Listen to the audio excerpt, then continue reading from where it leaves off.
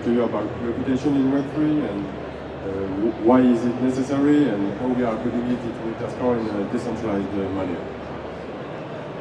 So we often say that data is illegal, but what if I told you that blockchain data are the next untapped mine gold? Because blockchain are full of public data, but there is very few companies which are exploiting all the data. And of course, we have some blockchain analytics platforms, but they are really focused on the overall aspect, on the metrics of the consensus, etc. But they are not using the granularity based on the users for specific users. And because of this, we do not have any native Web3 user profile. And because of this, we will see later that there is a very limited use case in Web3. So here are some examples of reputation in Web2. So we can see that it is very specific to each domain, and we have reputation in forums, social, gaming, and marketplaces. But the problem is that all these reputations are very siloed and very tied to a specific platform. When you go to a new application, you have to rebuild your reputation from scratch, and it's very not efficient. Today, the reputation in Web3 is very limited also because you only have accessibility to the data directly. You have to dig into the complexity of the transaction, etc. And it is very complex, cumbersome, and it's not really understandable for the Lambda users. So we propose, so the idea is that because of the lack of user profiles, we have some very limited limits in the Web3. For example, in the airdrops, which are funded by the VCs, by the whales, and by all the speculators which dump the token directly instead of bootstrapping the community. We also have issues in DAOs because all the voting paradigms are based on one token, one vote.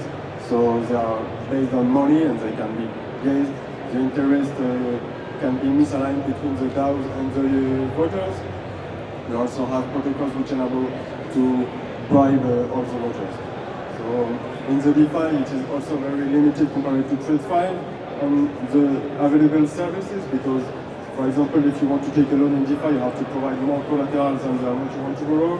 And if you take, for example, the example of a student who wants to take a loan to buy a car, he cannot, of course, provide the money for the car. So this is not what we think about the loan. So, and also in the Web3 gaming, most of the players are today speculators, and they are not really attracted by the content of the games, but more to make money. So that's why we propose a solution to build some portable reputation as NFT badges. So the NFT will not be NFTs as the monkey JPEGs, but there will be some NFT which will be non-transferable, which were recently called by Vitalik Buterin soulbound tokens. So the concept is to analyze the on-chain data and to enrich the data and to make the possibility for the users to collect some badges to build their own on-chain reputation by collecting all these badges.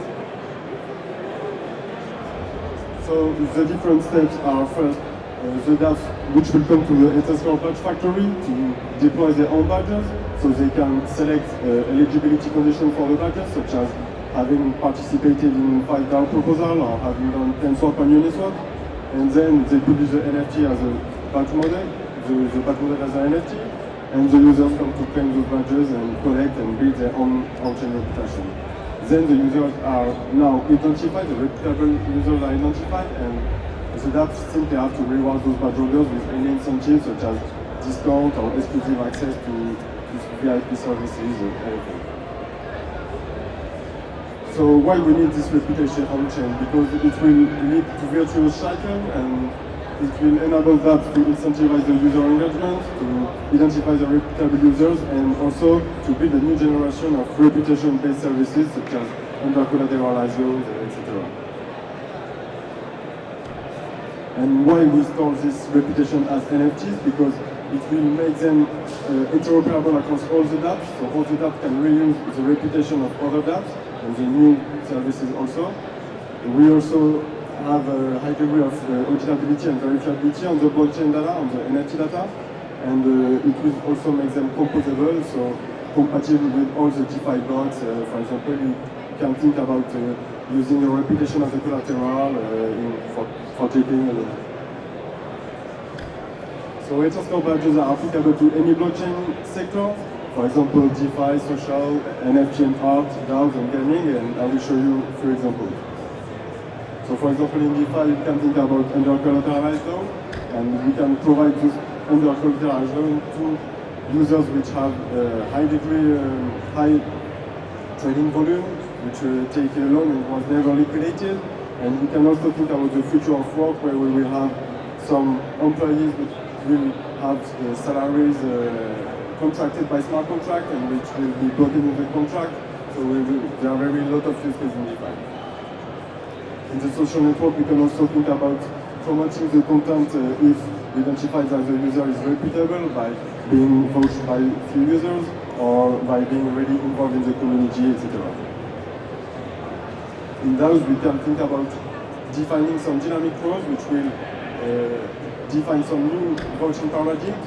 So instead of using the one token, one vote model, we can ponderate the vote based on the contribution of the users in the DAO and also on the number of time participating in the proposals or the votes, etc.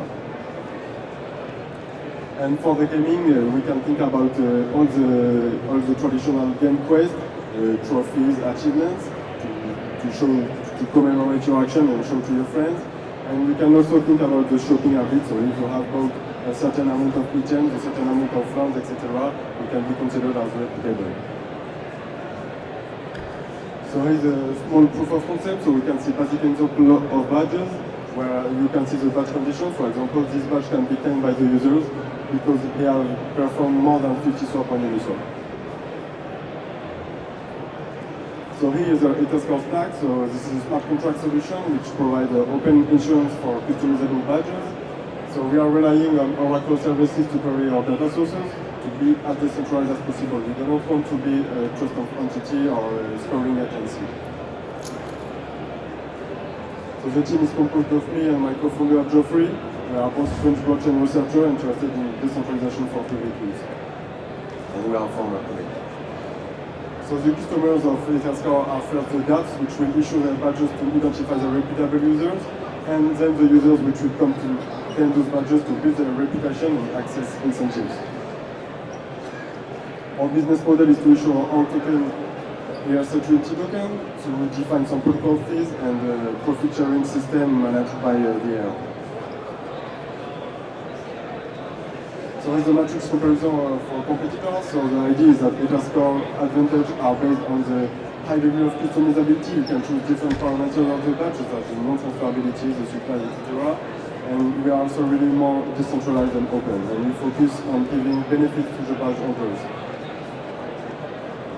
Our go-to-market strategy is then to build some strong partnerships with badge deployers to give benefits to badge holders. Because, for example, today when we collect some poke, we cannot have any benefit from it. As we really want to deploy and to define some reputation-based services. We will also be very community focused. We will do a community ad hoc program with targeted users, etc. So we started with few hackathons. Within the end of the year, we released a testnet platform, and within the beginning of the next year, an ICO and mainnet release. So thanks. If you have questions.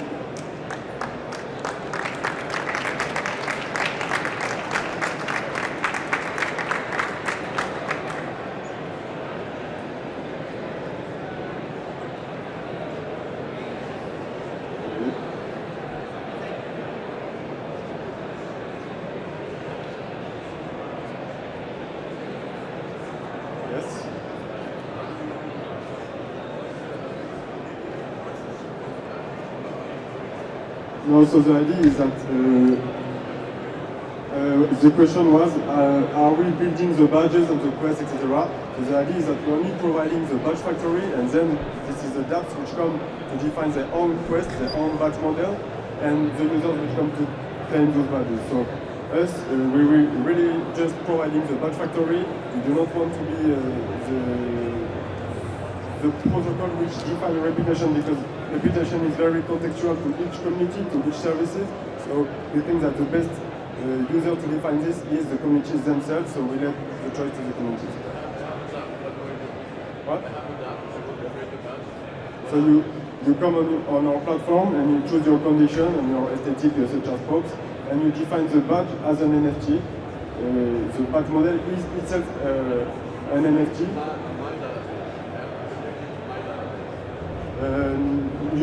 Because we are relying on the graph and chaining to get the data. So when you create your badge, you will have to select the condition among all the on-chain data available. And yes, for now we really are focusing on on-chain data. Because this is very, very fiable, and to build a reputation system, we want that all the data are very objective and very fiable. So we are only relying for now on on-chain data, but later we could think about integrating Discord, GitHub, all the other social networks. But for now, we are really focusing on on-chain data. Thanks. Thanks.